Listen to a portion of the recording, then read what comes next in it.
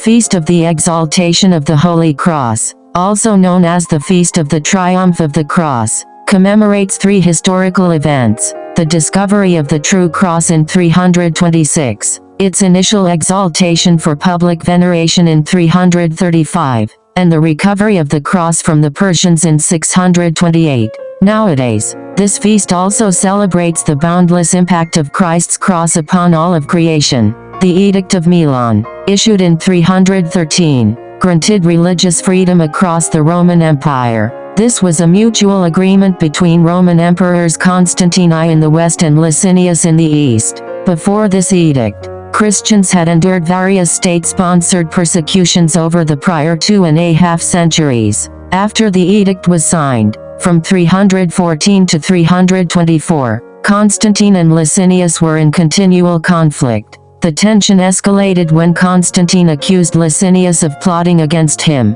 In 324, Constantine defeated Licinius in battle and subsequently executed him on charges of conspiracy. This made Constantine the sole ruler of the Roman Empire, including Jerusalem, which had previously been under Licinius's control. In 326, Constantine's mother, Saint Helena, a devout Christian, embarked on a pilgrimage to the Holy Land. Her mission was to identify significant sites from Christ's life and establish churches at those locations. In Jerusalem, she aimed to find the true cross and to build a church over the sites of Mount Calvary and Jesus' tomb, known as the Holy Sepulchre. Upon identifying Mount Calvary and the empty tomb, she discovered 3 discarded and buried crosses. After an investigation, the local bishop confirmed they were the crosses used to crucify Jesus and the 2 thieves. Since Helena did not know which cross was Christ's, she arranged for a sick woman to touch all 3.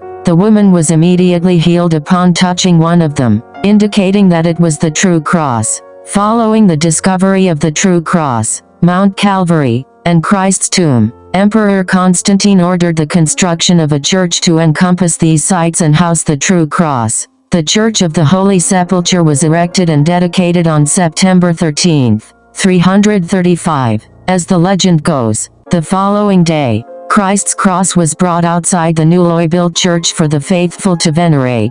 Thus, the first showing, or exaltation of the Holy Cross, might have occurred on September 14, 335. Over the next 3 centuries, because liturgical celebrations were not widely centralized, the Feast of the Exaltation of the Holy Cross was likely celebrated annually in Jerusalem and varied in other ecclesiastical jurisdictions. In 614, the Persians invaded Jerusalem and took the true cross as a trophy. The Persians, primarily followers of the ancient religion of Zoroastrianism, were not Christians. Allowing the Holy Cross to remain in their possession was seen as sacrilegious. 8 years later, in 622, Eastern Roman Emperor Heraclius initiated military campaigns to recapture Jerusalem and the true cross. Finally, in 628, he triumphed, and the following year, Emperor Heraclius entered Jerusalem with the true cross, restoring it to the Church of the Holy Sepulchre.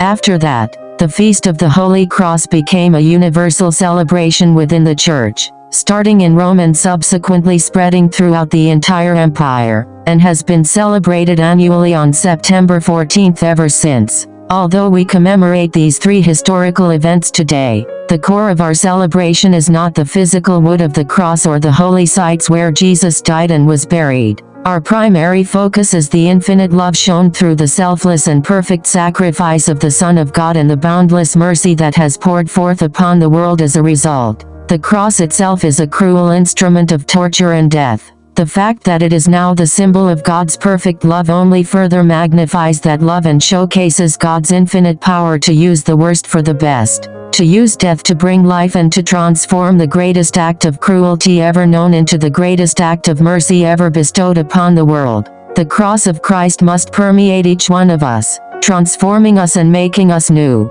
First and foremost, this happens when we open ourselves to the infinite mercy of God flowing from that selfless sacrifice. It also occurs when we allow every one of our sufferings, the injustices we endure, the crosses, hardships, and most undesirable aspects of our lives to share in the redemptive power of Christ. We do this when we embrace Jesus' commands to share in his sufferings, unite them with his own, and allow him to bear an abundance of good fruit through us. Whoever wishes to come after me must deny himself, take up his cross, and follow me. For whoever wishes to save his life will lose it, but whoever loses his life for my sake will find it. Matthew 16:24-25. As we commemorate the triumph of Christ's cross, call to mind the crosses you bear each day. More often than not, when faced with crosses, we seek a way out, succumb to self-pity, and are often tempted by anger and despair. Instead, try to allow Jesus to enter those crosses,